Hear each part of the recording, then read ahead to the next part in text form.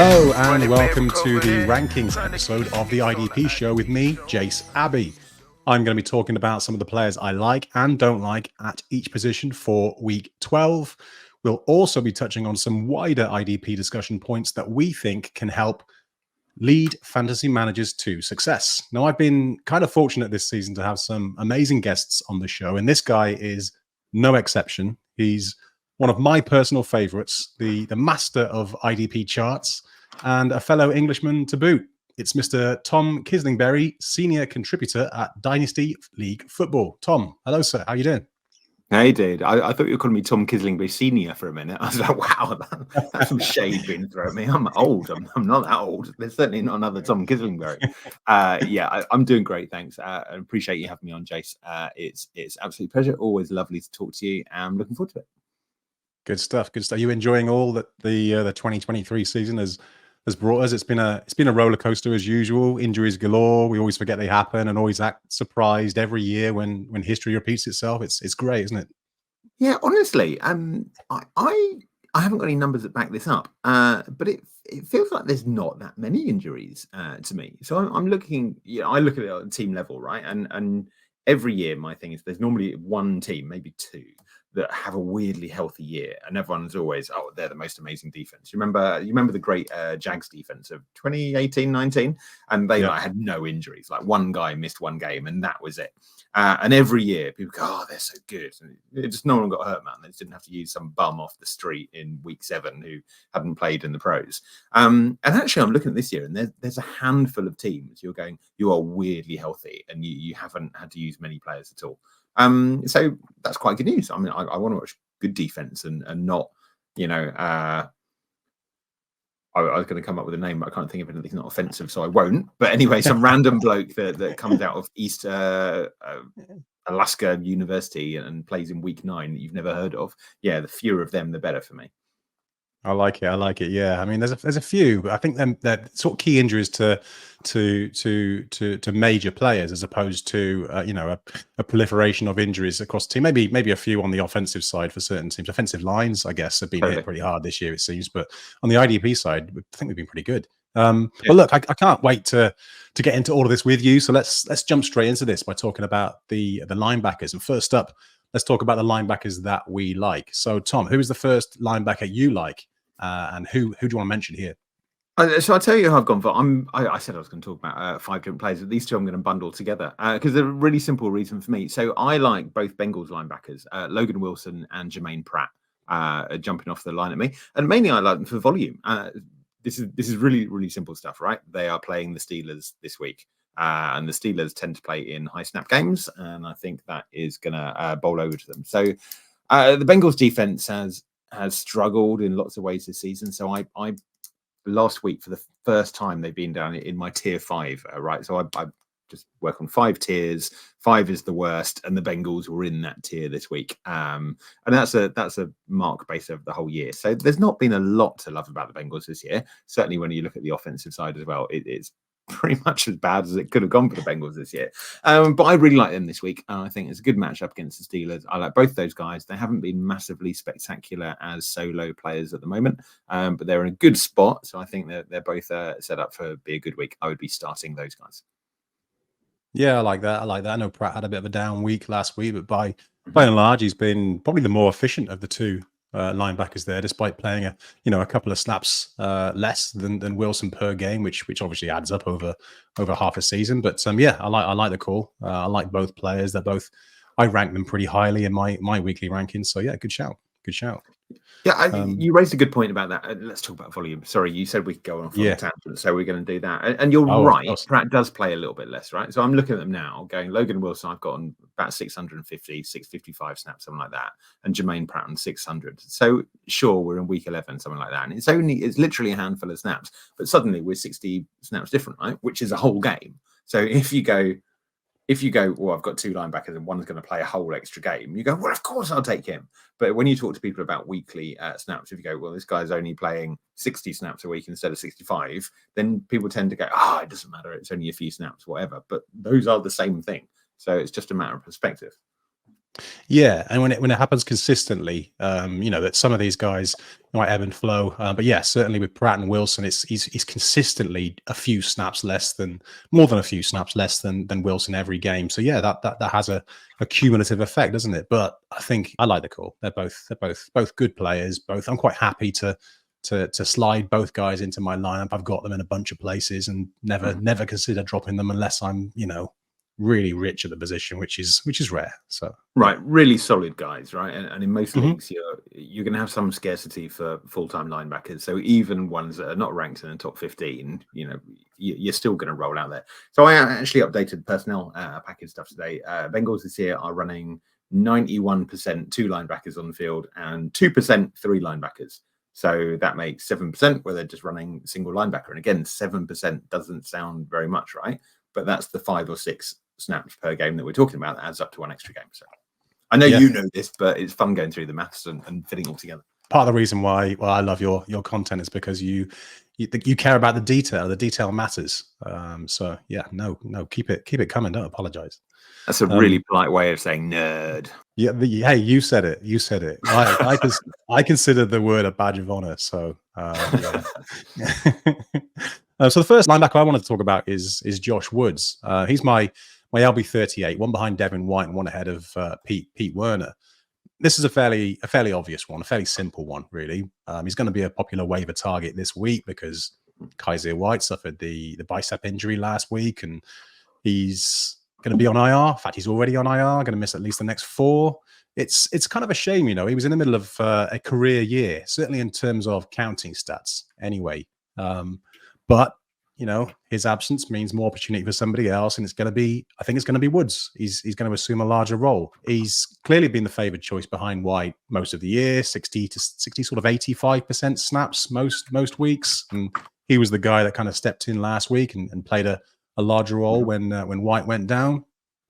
But we can't, I don't think, rule out the possibility that Woods might share some of that workload with Chris Barnes, or maybe another linebacker if they decide to bring somebody in. There are a few guys still floating around out there, free agents that they could take a look at, because let's face it, Woods is nothing special whatsoever. He's missed 20% of his tackle opportunities this year. Looked pretty damn poor in coverage, and if we're honest, there's really nothing that he's excelled at.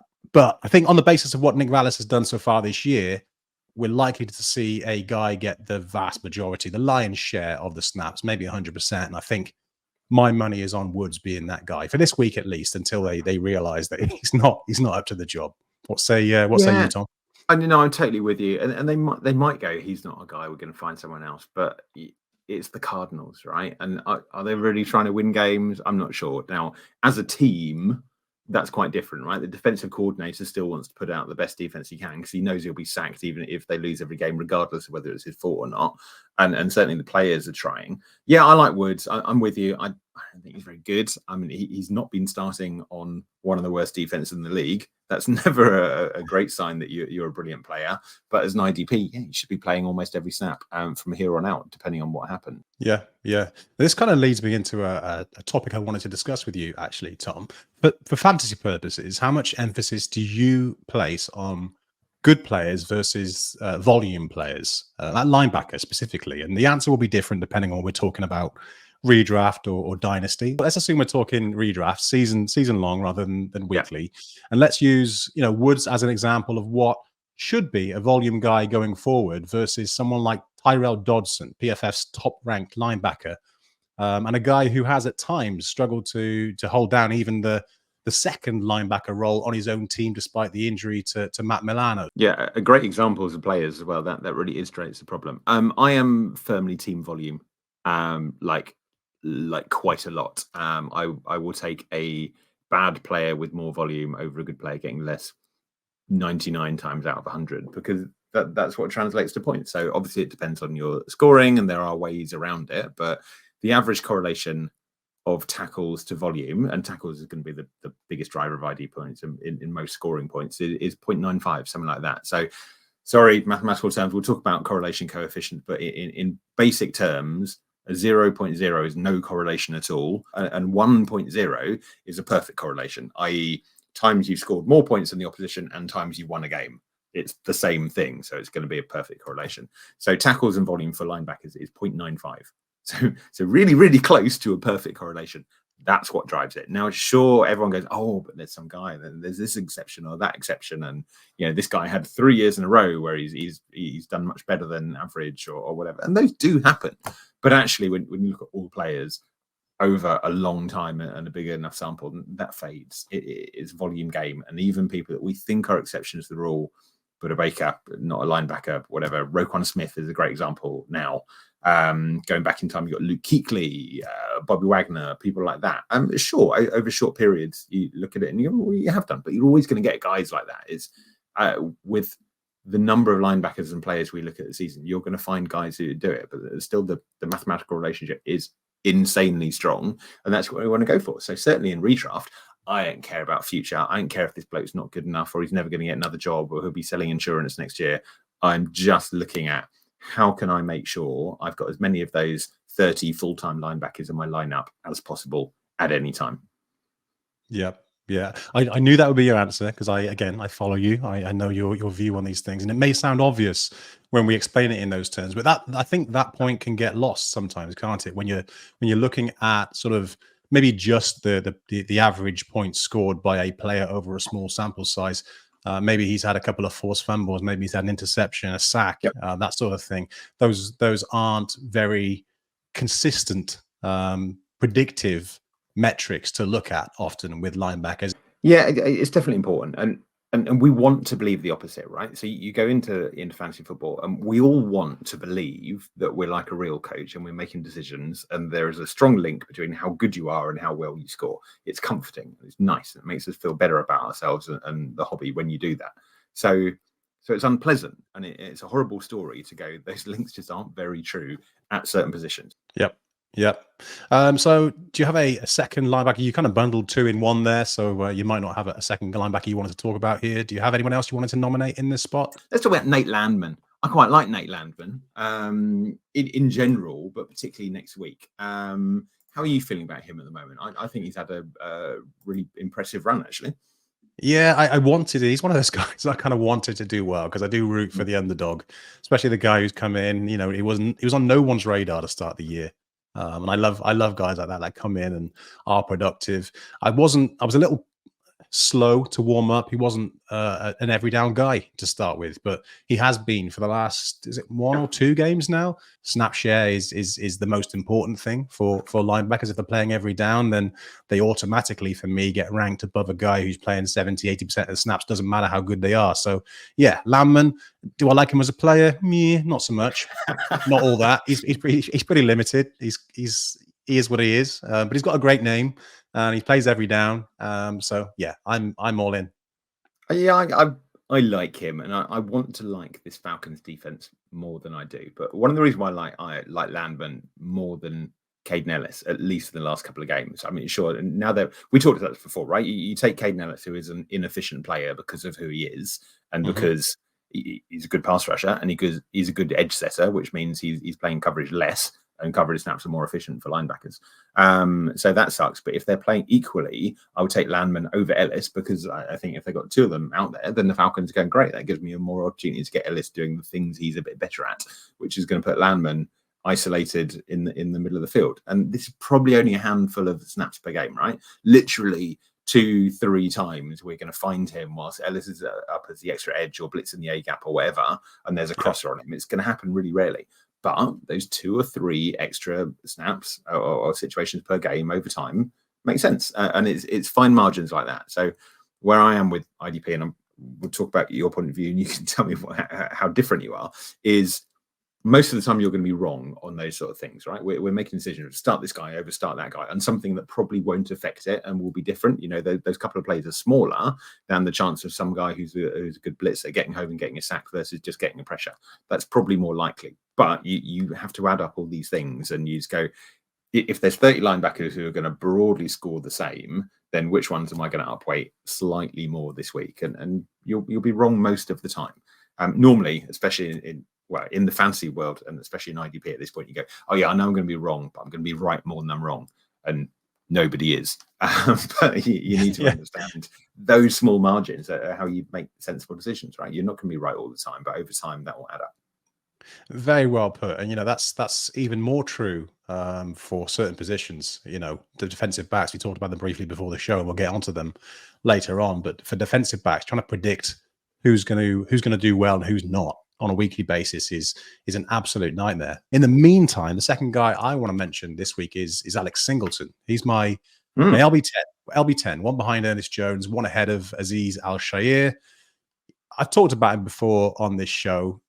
It does surprise me a little bit that he continues to dominate that sort of sole every down role for the Broncos. He's relegated Josie Jewell to, I'll call it a part-time role, but it's not really that bad. He's getting like 70-80% of the snaps most weeks. Yeah.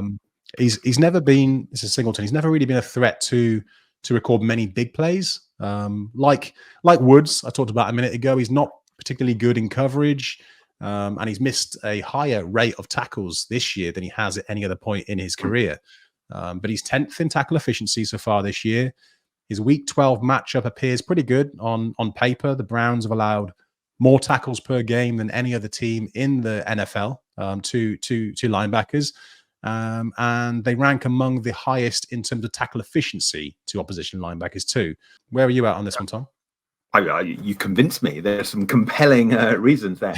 Yeah, I like what you say quite a lot. Let's talk about the tackling a little bit, right? So 5 minutes ago, we were going like, no, tackle efficiency is not a skill. That's not what players do. Mm-hmm. Of course, there are exceptions, and Alex Singleton is one of those guys who seems to be an exception, right?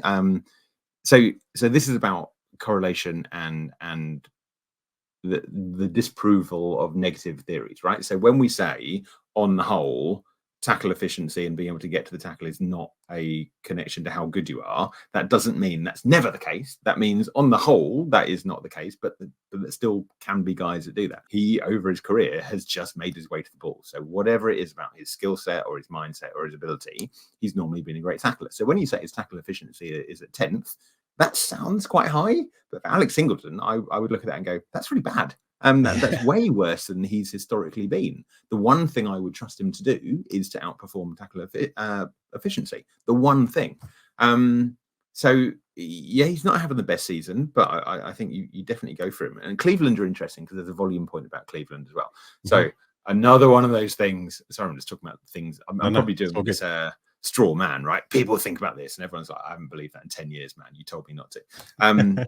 There is a strong belief that says that good defenses play fewer snaps per week, right? And that's the thing. And actually, it's not that strong because it's much more about your defense versus their offense and their defense versus your offense and the combination of those. But again, it doesn't mean that good defenses play more snaps. It means mostly they don't. The Browns, I think, are the exception this year. So the Browns are lowest in defensive snaps, total defensive snaps at the moment. Here we are. The Browns, I've got averaging slightly under 57 snaps per week, which is the lowest in the NFL. That's average. So small, yeah. Something like that. Yeah, so in the average game, your Browns defense is playing 10 snaps fewer than average. So in the last 4 weeks, 58, 54, 51, 57. Sure, there was a 70 snap in there, but then 62, 58, 47, 54. So in all but one of their games this year, they've played significantly under average. And the flip side of that means they generally aren't just playing really, really low volume games. It means there is an imbalance in Browns games because of the ratio between how good their offense is and how good their defense is, especially now Deshaun Watson's out for the year and they've got DRT playing. So I will look at Browns opponents and go, their defense is probably going to play more snaps than average in any given week. So I'm looking at Singleton going, yeah, great volume. Historically, he appears to be one of those guys that has a nose for the ball, to use that awful term. So you've made a pretty compelling case for him, actually. Yeah, I like Singleton a lot this week. I could have just said that and saved myself all the hassle. Let's move on to the defensive line, and let's start with the guys that we like. Tom, who do you want to kick us off with here? So I've got one player I really want to talk about because he just seems such a screaming obvious start to me, and it's Aidan Hutchinson. So I'll preface this with, I don't think anybody's got Aidan Hutchinson on their team and is not going, he's a stud, I love him, he's doing so well. You know, especially after last week where he had the big game-ending play and booted the ball into the game. Love that he did that. Love that he did that. It's wicked. Yeah, I've seen better kickers. He's no Johnny Wilkinson, but it was quite cool that he did it. So he's not like one of these left field guys. You're going Aidan Hutchinson. Oh, I no one thought of that. But he's had a couple of reasons which make me really like him, particularly this week. So we'll talk about this later. But firstly, I would argue he's the number one edge rusher in the league in terms of his sacks have not added up to his pressure so far. So from memory, I think he's got 58 pressures so far and maybe 5 sacks, something like that. So well under 10%. Average is somewhere between 15 and 20%. So he should have had more sacks, but he hasn't at the moment. That tends to even itself out over pretty quick. Now, it doesn't mean he's due for it to be higher, but I would expect it to regress to average at least, which is good for him. And the second part is, again, volume. So they're playing the Packers this week. And the Packers are one of those teams I would expect the defense to play more defensive snaps against. And they're not very good, right? The Packers' offensive line, as pass blockers, I think there's 3 really bad offensive lines in the league, who are the Packers, the Vikings, and the Falcons. Doesn't mean they're the worst lines, doesn't mean they're the worst blocking teams, the worst offense, something like that. But as pass blocking offensive lines, I think those 3 stand out as the worst. So you look at Hutchinson, who having I was going to say career year, but it's his second year. So, that's not that hard. You're better than you were as a rookie. Wow, what a shock. But he's playing really well. He's not in that elite top 5 or 6 edges, but he's in the tier after that. He's doing really well. He's, conjuring myself, due a little bit of luck, and he's got a really good matchup against the Packers. Not to mention it's the Lions Packers, right? Around Thanksgiving. So what a game. And he appears to be a player who quite likes a little bit of showpiece and a little bit of razzmatazz at the big occasions. So I love Hutchinson this week. He'd be right at the top of my edge rankings. Yeah, I'm obviously a big Hutchinson fan as well. I was actually going to ask you at the end of my next nomination who you think has been unlucky to not have recorded as many sacks as they should have based on their pressure rate so far. And Hutchinson was the guy I imagined you might mention. There's a couple of other guys come to mind for me as well. Sort of maybe Alex Highsmith to a lesser extent. Alex Highsmith, maybe Will Anderson as well. But yeah, Hutchinson is the obvious one because he's brought so much pressure and had only 5, 6 sacks so far, which is still pretty decent by week 11. But he deserves and like you say, may get more going forward if he can continue to bring pressure at the rate that he's done so far. And I think he can. The Packers O-line, not great. Obviously, been missing Bakhtiari most of the year, but I think they've held it together better than I imagined they would. Actually, a couple of their guys have, I think, stepped up and done a little better than I imagined they would do. But yeah, I'd still give the advantage to Hutchinson this week. So I like that shout. Yeah, let's talk about one other player who's not got the rub quite in sacks because he's my favorite player in the league, John Franklin Myers.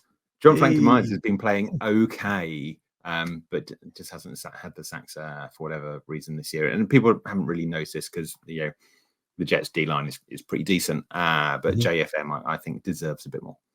It's funny you should mention him and bring him up because whenever I hear his name, I always associate him with you because the first person I heard talking him up with any real conviction was you, I think, on the Read and React show. But yeah, he has been another one. Quinnen Williams, maybe. Another guy. He's sort of great shout. Infamous for not having recorded as many sacks. He's stood up there top 5 in pressures amongst all DTs. But yeah, it's an interesting one and kind of a follow-up question to that one. Sort of, I know you're a big believer in sort of the importance of pressures in trying to determine the quality or future impact maybe of pass rushers. Where does that leave you on guys like Kayvon Thibodeaux? Tied for 5th in the league in sacks, 9.7% pressure rate, though, ranks 94th out of 216 defensive linemen in 2023. All qualifying guys with minimum 100 pass rush snaps. So Thibodeaux is a guy that I really struggle with. I find it really awkward, if I'm honest. So what I tend to do is go low on them. So I run those guys through projections, and then obviously you sort of manually do it. We can talk about that. I know you've been doing those, and then you look at it and you go, all the logic and all the math says this, but I'm going to look like an idiot if I get this wrong. And sometimes those guys get it wrong, right? So I'm just trying to look up where did I have Thibodeaux this year? I had him down for 49 pressures and 8 sacks, and he's already way above 8 sacks, right? So I'm going to look like an idiot on him. Okay, fair enough. That happens. and it doesn't help because of the where our little sport works. There's always going to be someone on Twitter to go, you were wrong on this one. You said this and this didn't happen, so you look silly. But it never happens on the flip side, right? You know, all those times where you go, everyone thought it was 15 and I said 5 and he got 4. That doesn't happen. So who's a good example? What's his name? Cowboys cornerback, loads of interceptions a couple of years ago. Diggs. Yeah, Trevon Diggs. So last year, so 2 years ago, he had massive interceptions, and Macri and I were both like, I think he's probably 3 to 5 interceptions the year after, and he ended up with 4 or something like that. And nobody was like, wow, you totally saw that coming. But if it was the opposite, then you would look like an idiot. So what I generally do is have the courage of my convictions, but hate myself and feel really nervous about it. I'm utterly resolute in my conviction that the best way to predict defensive players is to assume a null hypothesis, assume base rates, and most of the time that evens out pretty well. But we're dealing with 1,000 players. So at the end of the bell curve, there's going to be examples of all of those. And that's part of the gig. And all those people are like, you missed this. Probably don't understand that. Yep. That sounded quite talking rude. about those few outliers that we mentioned earlier on, Singleton being one of them. As edge rushers, there is a very small part of me that's starting to think, is Thibodeaux one of those guys? Who was the Eagles pass rusher from about 5 years ago who consistently produced very, very high pressures? Brandon Graham. That was it. And just never really got the sack numbers until just last year when he was sort of third, fourth guy. And there's examples on both sides. Who's the old Cardinals guy? Who's the other? Marcus Golden. Like Marcus Golden for most of his career. So I can remember for years we would use those two as examples, and then the last 2 or 3 years they've evened out a little bit. So if you look, I haven't got it open here. We'll do it at the end of the season. If you look at their finisher rates as careers, you can see them be outlier and come back to mean over time. But still, you're going to end up with guys who spend their whole career out there. And some people, maybe that skill, Peanut Tillman and his forced fumbles, clearly had a particular skill and ability or technique or whatever it was, did it. Luke Kuechly, probably another example. Luke Kuechly had consistently a well above average tackle efficiency rate. And I think that was just to do with who he was as a player. But it still doesn't, the concept of the exception that proves the rule is utter nonsense. So that's not a thing. Yeah. Before I get into naming the defensive linemen that I like this week, who do you think has been quite fortunate to have done as well as they have this year, outside maybe of Thibodeaux, that we should maybe look to fade for the rest of the year? So I'm going to be a little controversial here, and partially on purpose. So Thibodeaux and some of the guys we talked about, Leonard Floyd, are obvious ones as well. Further down, maybe Joe Bosa, maybe Dayo Odeyingbo, good people. The controversial one, Myles Garrett. Now, that's controversial because Myles Garrett is arguably the best defender in the NFL this year. He's absolutely brilliant. I love him. I love watching him. He's been absolutely awesome. But as a pure conversion rate, he's had quite a long career. We've seen a lot of him. There is not much evidence to say, Myles Garrett's got some special finishing ability. He's through his whole career has converted pressures to sacks at a higher than average rate. He hasn't. That's not true. That's not a thing. But he has this year. So I've got him here as 48 pressures and 14 sacks. So over a quarter of them. And again, let's look up average. So average amongst top edges at the moment is hovering somewhere around 17%, something like that. So 25% to 17%, not huge, but that sort of means every 8 pressures he's going to get an extra sack, something like that. So it's probably only 2-3 sacks, something like that. But he's been on both sides. We've looked at Myles Garrett and gone, you've got loads of pressure, but not the sacks. What's going on? So sure, it evens out over seasons and over a career. At the moment, he's probably a little bit higher than I would expect. Interesting. I didn't expect you to say Garrett. Let's look at a couple of others. Daniel Hunter, up at 24%. Oh, here's an obvious one, Khalil Mack. Now, part of that was, whenever it was week 4, week 6, when he had like 6 sacks, and 16,000 sacks. That just changed his whole season. Montez Sweat, definitely one as well. Washington's approach to their edge has been a bit weird. So I'm listing guys there who, really good guys, guys who have had a really good season. But, part of that is they're playing really well. There's more opportunity. The more pressures you get, the more easy it is for this to look out of whack. If you've only got 10 pressures and you've got 3 sacks instead of 2 sacks, whatever, who cares? But it's the top guys where you really see it, I think. Yeah, interesting. I like it. Yeah, the guy I want to nominate here, the defensive lineman I like this week is and season long actually is Dexter Lawrence. He's my DL10. He's actually my DT1 for week 12. One behind Josh Allen, one ahead of amazing season. Gary. Oh god, I love watching these big guys play football, especially when they're as disruptive as Lawrence has been in the last season and a half. Right? He's one of the things I was looking forward to seeing this year. I think more than anything was how good Lawrence was going to look. He's always been a good player. He's always been above average defensive tackle, hasn't he? But last year, his 4th year in the league, he just very quickly became one of the very best players at the position. And I just couldn't wait to see whether he could sustain that, based on the fact that, as I say, he had seemingly taken this sizable leap from being a good defensive tackle to being one of the best in the league. And when we talk about that sort of chasing group of DTs that have closed that gap on Aaron Donald, Lawrence is one of those guys who has been leading that chasing pack. And I think, as good as Donald still is, Lawrence is right there with him now and is in danger of surpassing him. His 15.9% pressure rate easily leads all interior defensive linemen.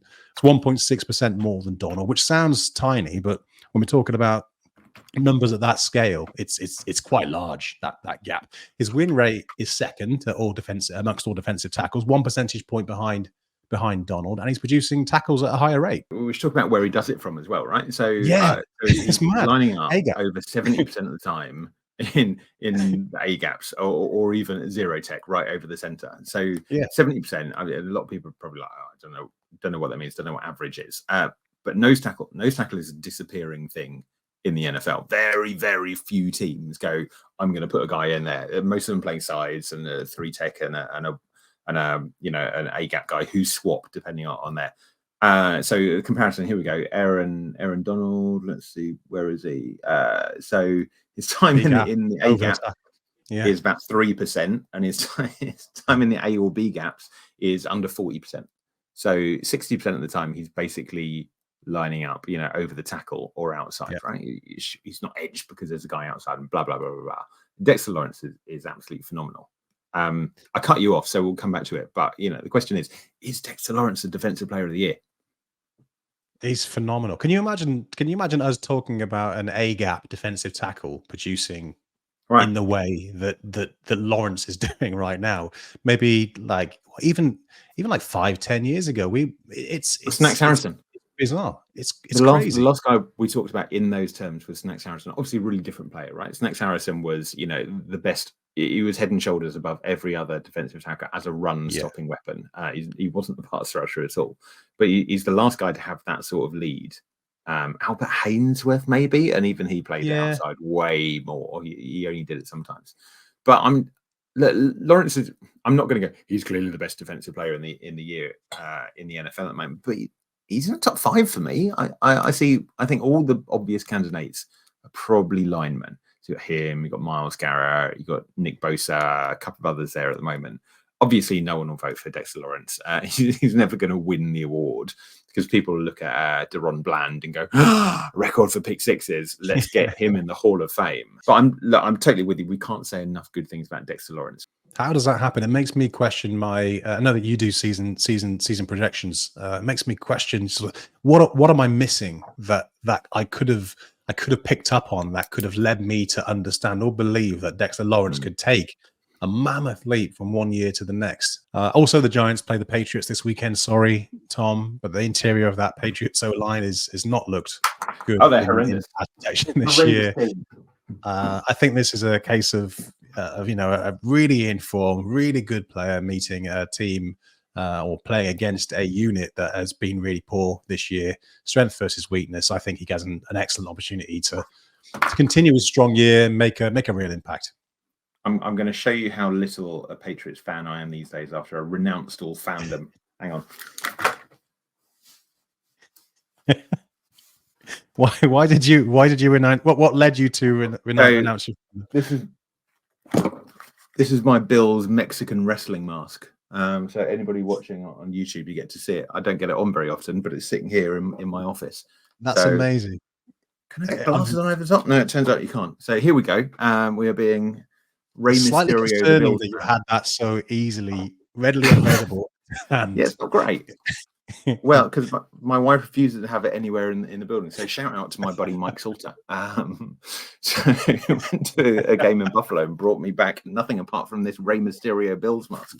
I'm definitely getting Nacho Libre. Actually, we should talk about. Right, yeah, admittedly, it's right next to a Patriots cap. So that's my approach to NFL fandom now. All teams. So I've got one other guy I want to talk about here. Do you have anyone that you want to talk about before I wade in with mine? Can I talk about a bad player? I don't like a defensive line. Who weirdly I still see getting started. And I don't know why. Daron Payne. So Daron Payne a few years ago had a brilliant season. A year ago, 2 years ago, something like that, and he had a load of sacks. Now he was just last year, low pressure guy last year. Yeah.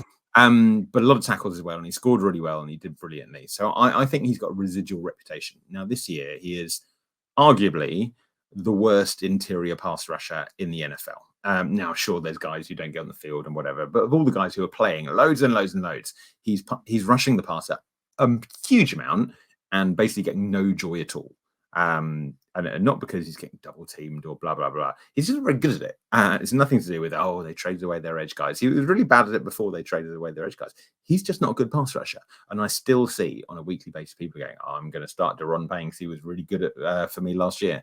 And again, they're up against Dallas this week, Thanksgiving, up against Dallas, who are a really good pass blocking offensive line. I don't think Payne's going to do very well at all. Now, this is, of course, where he has 2 sacks and 5 tackles or something, and I look like an idiot. But I think he stands out as a, please don't start this guy. And, probably don't have him on your roster at the moment. I touched on Daron Payne, I think, in an article maybe a week ago, suggesting that people drop him from their lineups if they were still starting him. I did have one caveat. He does produce good tackle volume at the DT position. So depending on the scoring format, if you don't reward sacks at all, you reward tackles really highly, then yeah, sure, start Daron Payne alongside the Derek Browns and the Harrison Phillips of the world. But yeah, otherwise, yeah, like you say, not a very good pass rusher.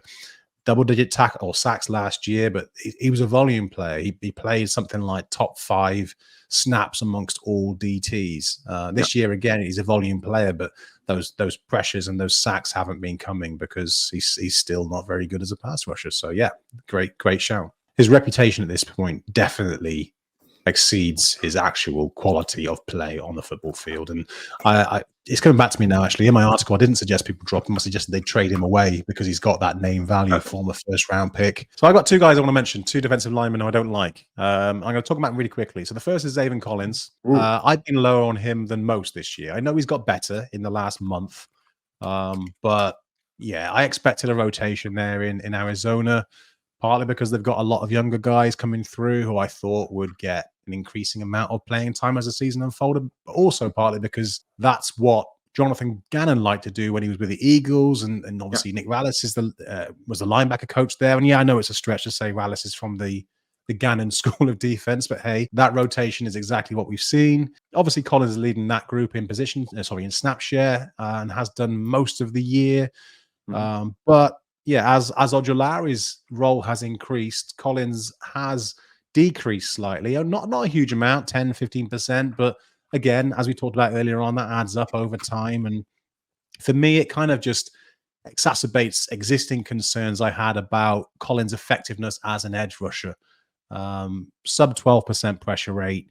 He's only had 3 games with 3 or more pressures. Like I say, he is improving, but I don't think this is his week. The Rams' offensive line, I think, has got better as the season's gone on. I was looking at it earlier on. I kind of had to do a double take, but they've only surrendered 6 sacks in their last 4 games, irrespective of whether they had Stafford or is it Brett Rippon under center. So yeah, I just think Collins, subpar pass rusher, could become good in time, but going up against an inform offensive line, don't like the recipe for success there. I think he's going to have a quiet week. Sam Williams is my other guy. Ooh, And interesting. I don't have him ranked amongst my top 75 defensive linemen, and that may seem a little strange, considering he's playing really well lately. 23.7% pressure rate last 3 games, 3 sacks over that period. But firstly, it's a very small sample size to draw upon. That's his best 3 games. And secondly, and perhaps most importantly, and the reason he's here at all is because his role is so small. His average snap share in the last 5 games is 29%, and it's not increasing. In fact, he played 29% of the defensive snaps in just his last game. So yeah, going back to the point earlier on, the Bryce Huffs, I know his role is growing. The Josh Uches, I think, yeah, Sam Williams is starting to enter that sort of territory for me. He's impactful when he's on the field, but his role's very small, so I don't want to rely on him.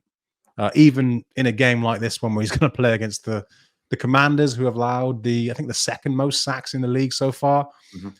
Tom, am I mad? Do I need to assume Williams can continue to get it done when he's playing so little? So I've just looked this up. He hasn't played 30 snaps, arbitrary number, but 30 snaps since week 1. And we talked about John Franklin Myers not getting the love he deserves. He has played at least 30 snaps in every single game this year. And average is quite a lot higher than that. So I'm definitely with there. And Sam Williams is one of those guys anyway. So it looked like it when he got drafted, who was going to be a situational pass rusher, right? He's the guy that comes in on 3rd down when you move your other guy inside, and you need the guy that only does that on passing downs. And that's who he's been. So that's a relatively new role in the NFL. It probably didn't exist 10 years ago. Not very much. There are only a handful of teams doing it, but it looks like that's going to be his career. So it's great when it pays off, but it's mostly not going to. It's why I quite like it. Best ball in IDP. Going back to Zaven Collins, I think that's a really interesting one. So you mentioned that Zaven Collins leads the Cards edge rusher group, and you're totally right. He does. He's played more than the other guys, and it's obvious he's played more. I just looked him up. He is 44th amongst all edges and snaps, just behind Shaq Barrett and ahead of Arden Key and Joe Tryon and Nick Bonito. So guys who are going like you can't stop them. They're not getting the volume. So sure, he's leading his team, but does it matter if your team would just have this deep rotation? Probably not. I expected it was going to take time. I didn't expect him to instantly become a solid edge rusher. I thought he was going to, it was going to take him some time. And I'm really happy to see him progressing. While his snap share is dwindling, I'm starting. Yeah, it kind of offsets the improvement that he's making. I've got a name for a lineman I don't like this week or going forward at all. Travon Walker. Okay, yeah. I just don't think he's very good. I don't think he's a very good player. And sure, he might have that sort of awakening that we talked about. He was drafted literally 1st overall. It seems wild now. Maybe he's Josh Allen, Dexter Lawrence, something like that. But at the moment, I just don't think he's a very good player. I don't think he's a top 20, maybe not top 30 edge in the NFL. So fingers crossed. I hope he proves me wrong. I hope the Jags get good. But Travon Walker's at that weird moment at the moment where he's played pretty badly for a season and a half. But there is still that thing in NFL fans that go, you can't judge them until 3 years. So he was 1st overall. He's got all that talent. He's got a reason. And even 7 years' time, when he's on his 9th team, people will be going, we've still got the talent that's still there. And yeah, he needs to show a hell of a lot more than he has.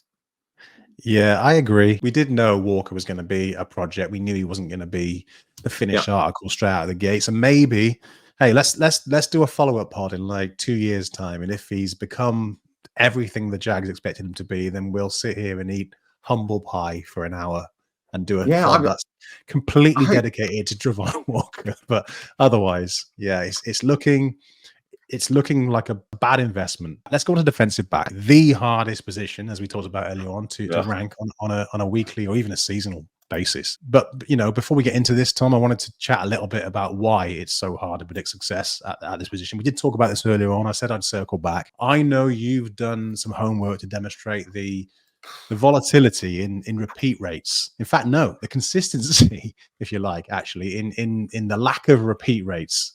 Same thing. Specifically defensive backs. I know you have some very strong, very, very salient points to make on defensive backs in particular. Can you share with us what you found?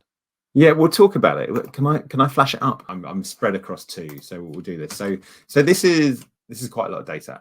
So what I do is track basically all rankings where all fantasy players finish in every position in every year. And that data goes back, as you can see here, for defensive players back to 2008 and for offensive players back to 2012. And you'd look at, where they finished in year one and where they finished the year after, and therefore did they finish X high and do it again. So I'll try and talk about this without talking about the numbers in front of me. So here we go. The way I break it down is top 5, top 12, top 24, top 36, and top 48, right? So are you an elite player? Are you a top guy, a QB1, linebacker 1, whatever, top 12, your position, etc., etc. And then we've got these numbers here that break it down. You can see it in a few different ways here, but this is probably the simplest way to look at it.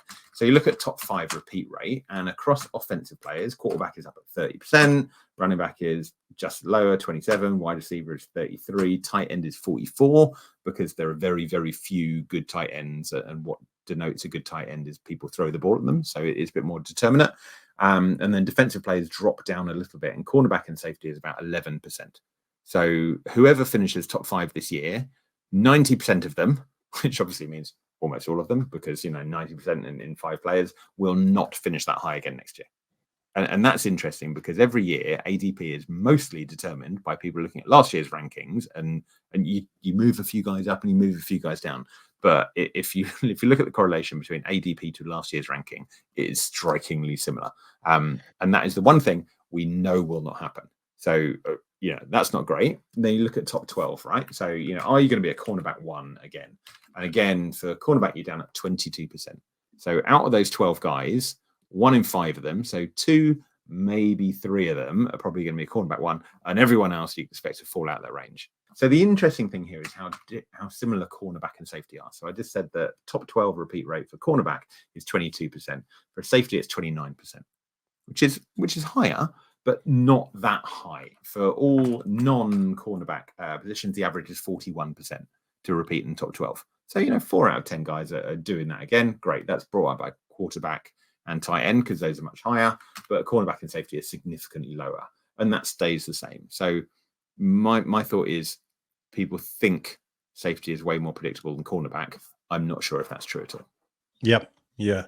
And, when we talk about streaming defensive backs, or just drafting them very late, this is the reason why. So specific players, I like Rudy Ford this year.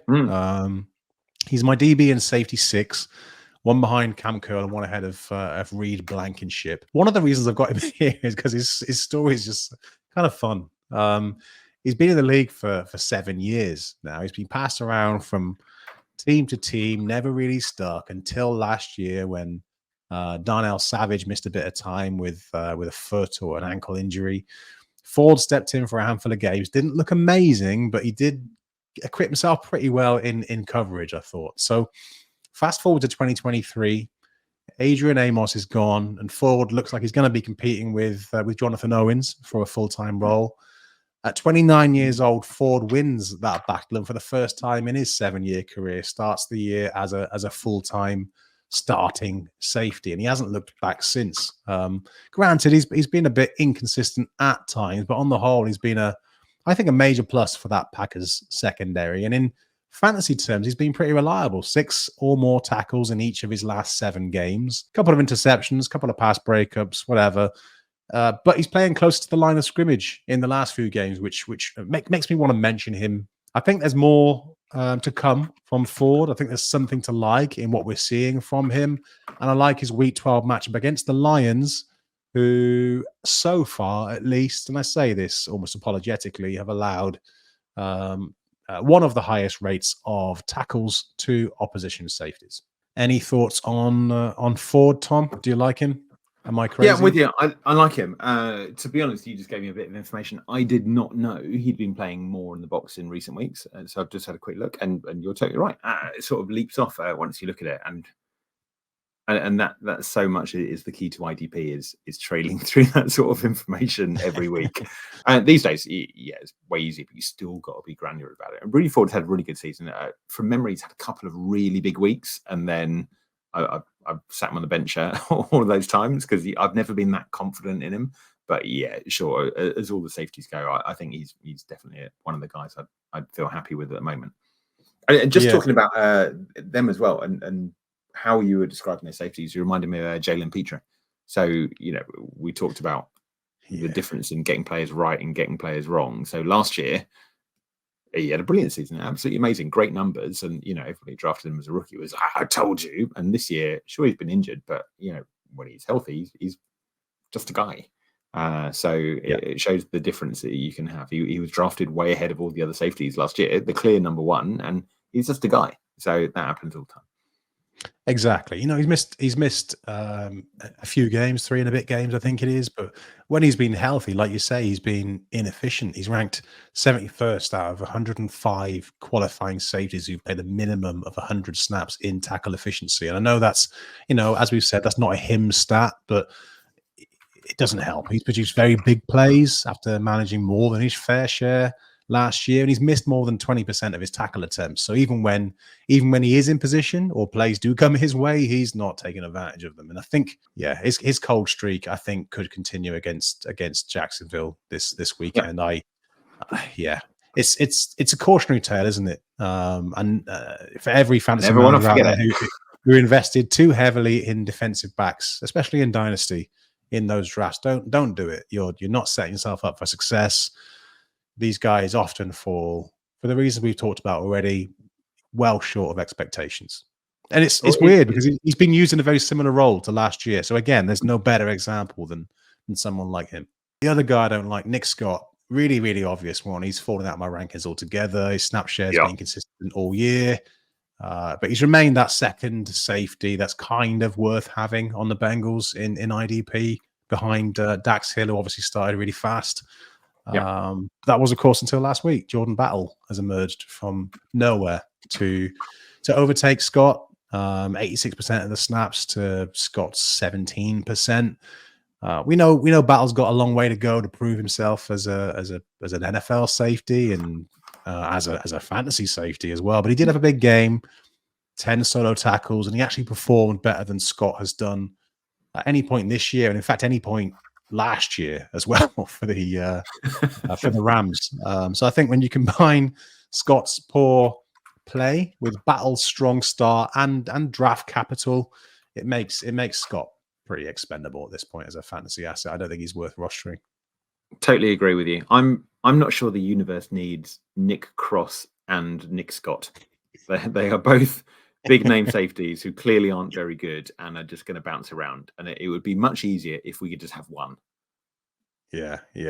I don't even think he's been a good bridge option for them, as you know, they got rid of Bell, they got rid of Jesse Bates. They were really struggling for safeties for a while there. They knew they had Dax Hill coming through. They obviously went out and invested a 3rd round pick in Battle.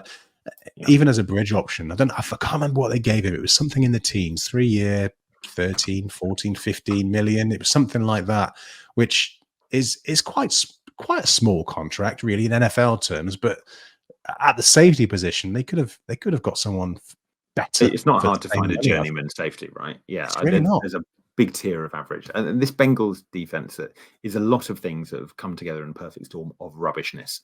And I know everyone's talking about Joe Burrow and how the offense hasn't fired and his injury. The defense is really bad, like bottom 5 sort of level defense. Okay, then they're not the Giants or the Cardinals. But they're really bad. So I've just looked at the Bengals. They are 31st in yards per play given up, and 31st in passing yards per play, and 31st in rushing yards per play. So, they're not playing that much volume because they control the ball a little bit. But every time the other team tries to move the ball, they succeed. So I look at this Bengals team and go, there's not a lot to like about it at all. It surprises me a little bit because when we talk about the individual parts of their defense, you can name a bunch of guys who are good players, like the DJ Readers. I don't mind BJ Hill. Trey Hendrickson's having a Mike Hilton is a really good player. Mike Hilton, Dax Hill. We talked about him a minute ago. They got a couple of cornerbacks who have been at least productive in a fantasy sense. That means nothing in NFL terms, I know, but you talk about that. I mean, that's a better core component than a lot of NFL defenses out there, and they just haven't brought it all together. Weird how it works, right? Mind-boggling. That doesn't mean they're terrible forever. Maybe it's just going bad this year, but I would like them the way this roster is built is similar to the Chargers in depth on the defensive line, right? So I don't trust any of the guys inside. BJ Hill, DJ Reed are just guys. And Trey Hendrickson and Sam Hubbard have been really good players, but over the last 2 or 3 years, they've invested in those guys as starters. They've been an old-fashioned starter and a bench guy on the defensive line, which is fine when they stay healthy. And as soon as they're not, and both of those guys are banged up, then what else you got? When you're rolling out Cam Sample and Miles Murphy and Joseph Osai, the other teams are moving the ball.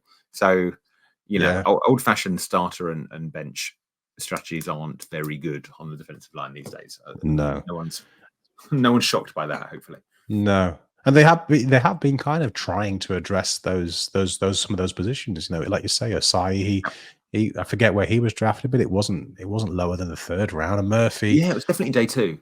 Miles Murphy again, he was, I know he dropped a little lower than some expected, but he was also a guy that was being talked up in that pre-draft process. So they've been trying to address it. They just haven't really hit on the right guys, it seems. Right. It's still too early to say in Murphy's case, but yeah.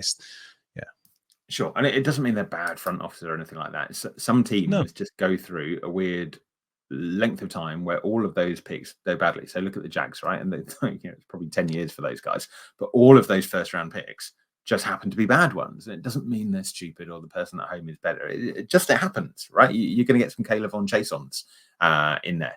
And it looks a lot like the Bengals have had one of those stints, admittedly, around Joe Burrow when they managed to pick one of the best quarterbacks in the NFL most of the time. So swings around. My approach to DB and safety is I have a top tier of literally 3, 4, 5 guys, and then I have a next tier of about 50 guys. And normally it's like, well, that's not a whole tier. You break them up in. No, honestly, I don't care. I don't care if you're the 10th guy on there or 40th. You're all about the same as me, so I'll just take whatever I can get late. Yep, I have. It took me a while to come around to that way. I think in the first maybe 5 years of playing IDP, I didn't take that approach. I tried to organize them into tiers in my pre-draft rankings, but I've definitely come around to that way of thinking over time. Again, for the main reason for me was that going back to that replacement value, less so the repeatability, just the replacement value. Maybe it's the same thing when you look at it from 2 different angles, but yeah, if the guy I've drafted in the 6th round, say, is going to score me 200 points for the season, and the guy that's freely available on waivers, maybe 10 guys are freely available on waivers who are going to score 190 points, why am I investing a pick in that guy at all? I used to take cornerbacks in drafts right at the very end of drafts. Now I don't take them at all. If a waivers processes before the season starts, I'll barely take anybody defensive back before the season starts. I'll draft a whole bunch of running backs, hope somebody catches on, maybe a wide receiver, a position, a team that's really struggling for depth. And then right before the season starts, the very last waivers, I'll go out and make sure that I've got a starting cornerback, a couple of starting safeties, and I'll jettison the guy at running back or receiver who is least likely to make the team. But every now and again, once every couple of seasons, that does work out. I thought it was going to work out with Deneric Prince this year. It didn't quite work out that way. But hey, I'll continue with that process because it's clearly what works for me. I agree with you. Even if there's a couple of % chance, right? That extra running back, and obviously we don't want anyone to get injured, but every year a couple of starting running backs are going to go down with a torn ACL or an Achilles or something in the summer. So that dart throw at having him is way more valuable than the small chance that you've picked the cornerback who's worth 3 more points than the guy you can get off a roster. So just bet in unlikely outcomes that have big impacts rather than likely outcomes that don't have much impact at all. Yep, totally agree. Okay, look, Tom, with that, it's a wrap for this episode. Thanks for dropping your knowledge bombs on us all day today. I've missed you on podcasts, dude. I think Read and React was one of my all-time favorites for years. Would you ever get back into it, or is life just too busy these days? I've really enjoyed chatting with you, and podcasting is really good fun. But yeah, man, it's hard to find time against all the other things. So right now it's difficult. Hopefully one time, some point that'll become easier between work and family and blah blah blah blah. But at the moment, yeah, I can't be regular, and if I can't be regular, I sort of don't want to do it. I get it. I'll just, in the meantime, I'll settle for the next best thing. Just invite you on as many of these as possible. So, well, it's been an absolute delight, and thank you very much. You've genuinely made my day much better. So thank you for your time. Absolutely, my and our pleasure. So please remind our audience, if you will, where they can find you and your fantasy content. Yeah, I really nearly gave out my home address there. That would have been weird. Come and see me. It's great. It would have been very weird. So you can find me on Twitter. I'm at Tom Kislingbury, and I'll occasionally drop a load of stuff and then not drop a load of stuff. But I'm happy to talk maths and weird charts and things like that if you want to. You can find my work on DLF. I'm putting out a weekly column, which I'm supposed to be writing right now, so I should probably do that. And a couple of other places very occasionally, but those are the big ones now. Good stuff. Go follow Tom if you aren't already. You'll be glad you did. He's one of the brightest IDP minds around. If you want to follow me, you can find me on X at Jase Abbey. My full weekly rankings are available to subscribers on theidpshow.com. But for now, thanks for tuning in. Your support and feedback means more than you know. And I'll be back at the same time next week to talk about the highlights and lowlights in my Week 13 rankings. Cheerio. And now it's time to go, because you about to roll with the IDP show.